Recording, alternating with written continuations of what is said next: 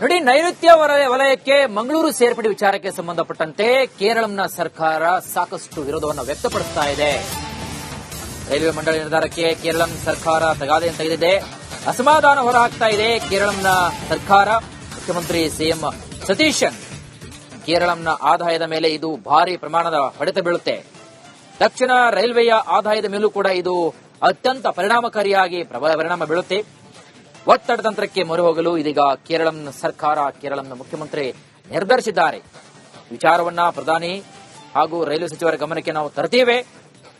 Railway ಮಂಡಳಿಯ ಏಕಪಕ್ಷೀಯ ನಿರ್ಧಾರ ಇದು ಯಾವುದೇ ಕಾರಣಕ್ಕೂ ಸರಿಯಲ್ಲ.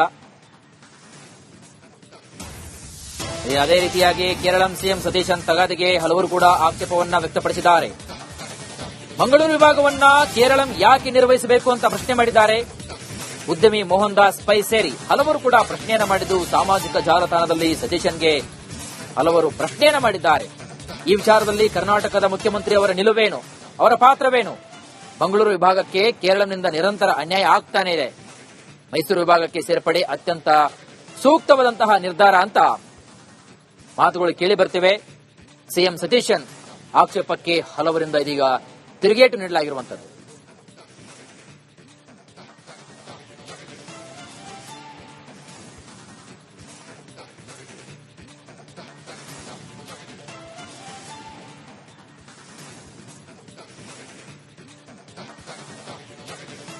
ಕರಾವಳಿ ಭಾಗದ ಬಹುದಿನಗಳ ಬೇಡಿಕೆಯ, ಅದರಲ್ಲೂ ಎಲ್ಲರ ಕನಸಾಗಿರತಕ್ಕಂತಹ ಈ ಬೇಡಿಕೆ ಕೊನೆಯೂ ಕೂಡ ನನಸಾಗಿದೆ. ಮಂಗಳೂರನ್ನ ದಕ್ಷಿಣ ರೈಲ್ವೆಯ ಪಾಲಕ್ಕಾಡ್ ವಿಭಾಗದಿಂದ ಬೇರ್ಪಡಿಸಿ ಮೈಸೂರು ವಿಭಾಗದ ವ್ಯಾಪ್ತಿಗೆ ತರಲು ರೈಲ್ವೆ ಮಂಡಳಿ ನಿರ್ಧರಿಸಿದೆ. ಮಂಗಳೂರು ರೈಲ್ವೆ ನೆಟ್ವರ್ಕ್ ದಕ್ಷಿಣ ರೈಲ್ವೆಯ ಪಾಲಕ್ಕಾಡ್ ವಿಭಾಗಕ್ಕೆ ಒಳಪಟ್ಟಿರುವುದರಿಂದ ಕರ್ನಾಟಕದ ಕರಾವಳಿಯ ಭಾಗಕ್ಕೆ ಇದೊಂದು ಸಂತಸದ ವಿಚಾರ. ಕರಾವಳಿಗರ ಬಹುದೊಡ್ಡ ಕನಸು ಈಗ ನನಸಾಗಿರುವಂತದ್ದು. ಕರಾವಳಿಗರ ರೈಲಿನ ಸಮಿತಿಯಲ್ಲಿ ಅನೇಕ ಹೋರಾಟಗಳು ನಡೀತಾ ಇತ್ತು. ಮಂಗಳೂರು ಜಂಕ್ಷನ್ ಮತ್ತು ಮಂಗಳೂರು ಸೆಂಟ್ರಲ್ ಈ ರೈಲ್ವೆ ಸ್ಟೇಷನ್ ಅನ್ನು ಪಾಲಕ್ಕಾಡ್ನಿಂದ ಮೈಸೂರು ಡಿವಿಷನ್ಗೆ ಸೇರಿಸಬೇಕು ಅಂತ ಹೇಳುವಂತಹ ನಿಟ್ಟಿನಲ್ಲಿ ಬಹುದೊಡ್ಡ ಹೋರಾಟ ಕಳೆದ 20 ವರ್ಷಗಳಿಂದ ನಡೀತಾ ಇತ್ತು. ಈಗ ಆ ಸಾಕಾರಗೊಂಡಿರುವಂತದ್ದು ಮುಖ್ಯವಾಗಿ ಮಂಗಳೂರಿನಲ್ಲಿರುವಂತಹ ಸೆಂಟ್ರಲ್ ಮತ್ತು ಜಂಕ್ಷನ್ ರೈಲ್ವೆ ಸ್ಟೇಷನ್ ಏನಿದೆ ಇದು ಪಾಲಕ್ಕಾಡ್ ಡಿವಿಷನ್ಗೆ ಸೇರಿತ್ತು. ಇಲ್ಲಿಂದ ಪಾಲಕ್ಕಾಡ್ ಡಿವಿಷನ್ ಇಂದ ಎಲ್ಲ ಆಡಳಿತ ವ್ಯವಸ್ಥೆ ಏನಿದೆ ಅಂದ್ರೆ ರೈಲು ಸಂಚಾರದ ನಿಯಮಗಳೇನಿದೆ ಇದೆಲ್ಲವೂ ಕೂಡ ಪಾಲಕ್ಕಾಡ್ ಡಿವಿಷನ್ ನಿಂದ ಮಂಗಳೂರು ಸೆಂಟ್ರಲ್ ಮತ್ತು ಜಂಕ್ಷನ್ ನ ಎಲ್ಲ ಆಡಳಿತಕ್ಕೂ ಕೂಡ ಒಳಪಟ್ಟಿರುವಂತದ್ದು. ಇವತ್ತು ಮಹತ್ವದ ಅಂದ್ರೆ ಕಳೆದ ದಿನಗಳಿಂದ ಮಹತ್ವದ ಬೆಳವಣಿಗೆ ಕೂಡ ನಡೆದಿರುವಂತದ್ದು. ಮಂಗಳೂರು ಪಾಲಕ್ಕಾಡ್ ಡಿವಿಷನ್ ನಿಂದ ಮಂಗಳೂರು ರೈಲ್ವೆ ಸ್ಟೇಷನ್ ಎರಡೂ ರೈಲ್ವೆ ಸ್ಟೇಷನ್ ಅನ್ನು ಮೈಸೂರು ಡಿವಿಷನ್ಗೆ ವರ್ಗಾಯಿಸಲಾಗಿದೆ. ಇದಕ್ಕೆ ಆದೇಶ ಕೂಡ ಈಗ ಅನುಮೋದನೆ ಕೂಡ ಆಗಿರುವಂತದ್ದು. ಮುಖ್ಯವಾಗಿ ಮಂಗಳೂರು ದಕ್ಷಿಣ ಕನ್ನಡ ಜಿಲ್ಲಾ ಸಂಸದರಾದಂತಹ ಕ್ಯಾಪ್ಟನ್ ಬ್ರಿಜೇಶ್ ಚೌಟ ಅವರ ನೇತೃತ್ವದಲ್ಲಿ ಈ ಒಂದು ಮನವಿ ಕೂಡ ಸೆಂಟ್ರಲ್ ಅಂದ್ರೆ ಕೇಂದ್ರ ರೈಲ್ವೆ ಸಚಿವರಿಗೆ ನೀಡಲಾಗಿತ್ತು.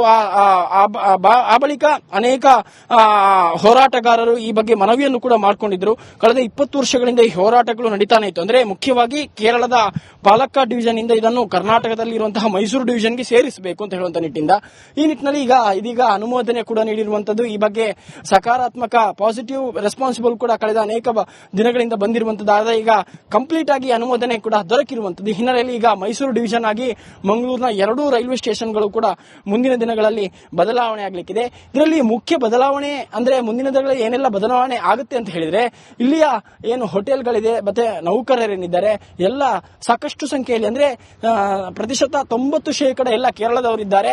ಇಲ್ಲಿಯ ಎರಡೂ ರೈಲ್ವೆ ಸ್ಟೇಷನ್ ಅಲ್ಲೂ ಕೂಡ ಕೇರಳದ ಕೆಲಸಗಾರ ಅಂದ್ರೆ ಕ್ಲೀನಿಂಗ್ ಹಿಡಿದು ಎಲ್ಲ ಇಲ್ಲಿಯ ಹೋಟೆಲ್ಗಳಾಗಿರ್ಬೋದು ಎಲ್ಲವೂ ಟೆಂಡರ್ಗಳು ಕೂಡ ಕೇರಳದ ಜನರು ತುಂಬಿರುವಂತದ್ದು. ಜೊತೆಗೆ ಕಮ್ಯುನಿಕೇಶನ್ ಕೂಡ ಎಲ್ಲವೂ ಕೂಡ ಮಲಯಾಳಂ ಅಲ್ಲಿ ಆಗ್ತದೆ. ಅಂದ್ರೆ ಕನ್ನಡ ಮಾತಾಡುವವರ ಸಂಖ್ಯೆ ತುಂಬಾ ವಿರಳವಾಗಿರುವಂತದ್ದು.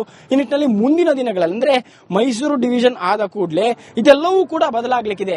ಕೇರಳ ಪಾಲಕ್ಕಾಡ್ ಡಿವಿಷನ್ ಇಂದ ಏನೆಲ್ಲ ವರ್ಕರ್ಸ್ ಇದ್ದಾರೆ ಅವರು ವಾಪಸ್ ಮರಳಿ ಕೇರಳಕ್ಕೆ ಹೋಗುವವರು ಮೈಸೂರು ಡಿವಿಷನ್ ಇಂದ ಇಲ್ಲಿಯ ಕೆಲಸಗಾರರು ಮತ್ತೆ ಈ ಎರಡೂ ರೈಲ್ವೆ ಸ್ಟೇಷನ್ಗೆ ಬರಲಿಕ್ಕಿರುವಂತದ್ದು. ಈ ನಿಟ್ಟಿನಲ್ಲಿ ಒಂದು ಸಂಭಾಷಣೆ ಏನು ಅನಾನುಕೂಲತೆ ಎರಡೂ ರೈಲ್ವೆ ಸ್ಟೇಷನ್ ನಲ್ಲಿ ಇತ್ತು ಅದು ಮುಂದಿನ ದಿನಗಳಲ್ಲಿ ನಿವಾರಣೆ ಆಗಲಿಕ್ಕಿದೆ. ಅಂದ್ರೆ ಮುಖ್ಯವಾಗಿ ಕನ್ನಡ ಮಾತಾಡುವ ಅವರ ಸಂಖ್ಯೆ ಕೂಡ ತುಂಬಾ ಕಮ್ಮಿ ಇತ್ತು. ಮುಂದಿನ ದಿನಗಳಲ್ಲಿ ಕರ್ನಾಟಕದವರು ಸಾಕಷ್ಟು ಸಂಖ್ಯೆಯಲ್ಲಿ ಕೆಲಸಗಾರರು ಬಂದ್ರೆ ಕಮ್ಯುನಿಕೇಶನ್ ಗ್ಯಾಪ್ ಕಮ್ಮಿ ಆಗುತ್ತೆ. ಅಂದ್ರೆ ಕಮ್ಯುನಿಕೇಶನ್ ನಿರರ್ಗಳವಾಗಿ ನಡೆಯುತ್ತೆ. ಜೊತೆಗೆ ಇಲ್ಲಿಯ ಏನು ರೈಲಿನಲ್ಲಿ ಹೋಗುವಂತಹ ಅನೇಕರಿಗೆ ಕೂಡ ಇದು ಸಹಾಯಕ ಆಗಲಿಕ್ಕಿದೆ. ಜೊತೆಗೆ ಅನೇಕ ರೈಲುಗಳು ಕೂಡ ಬದಲಾವಣೆ ಆಗಲಿಕ್ಕಿದೆ. ಅಂದ್ರೆ ಬೋಗಿಗಳು ಕೂಡ ಹಳತ್ತು ಅಲ್ಲೇ ಪಾಲಕ್ಕಾಡ್ ಡಿವಿಷನ್ ನಲ್ಲಿರುವಂತಹ ಎಲ್ಲಾ ಬೋಗಿಗಳು ಕೂಡ ಅನೇಕ ವರ್ಷಗಳ ಹಳೆಯ ಬೋಗಿಗಳು. ಮುಂದಿನ ದಿನಗಳಲ್ಲಿ ಮೈಸೂರು ಡಿವಿಷನ್ ಬಂದ್ರೆ ಹೊಸ ಹೊಸ ಬೋಗಿಗಳು ಬರುವಂತಹ ಸಾಧ್ಯತೆಗಳಿದೆ. ಕನ್ನಡ ಕೆಲಸಗಾರರು ಆಗುವಂತಹ ಸಾಧ್ಯತೆಗಳು ಕೂಡ ಹೆಚ್ಚಾಗಿ ಇರುವಂತದ್ದು.